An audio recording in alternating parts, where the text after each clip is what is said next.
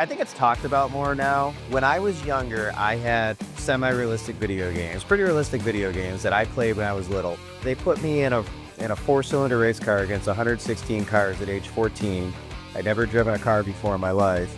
I finished sixth the first night out, second the second night out, and I won the third race. I was 14 or 15, and I'd never driven a car before. I know it was because I sat back there and played those video games.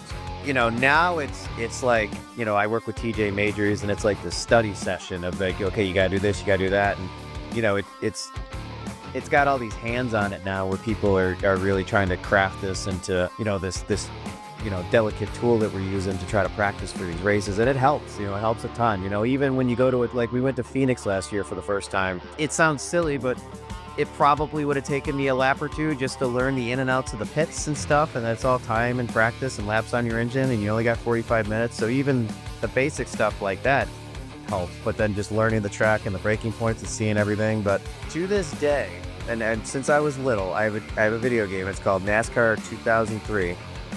It's what iRacing is based off of. And I created this scenario. Like if I'm going to an indoor race or whatever, if I'm leaving the house for a race, and this is long before iRacing was popular, but this track, it's in Salem, Indiana. It's a track where you got to run the top and you got to be very loose. And if I'm going to a big race, just to work on my reflexes, this is my practice. I go to Salem. I start 25th in a 25 lap race. And you have to pass on the top, and you have to slide that thing in. You got to scrape the wall every time. You got to be perfect for 50 corners. And I don't get up until I win.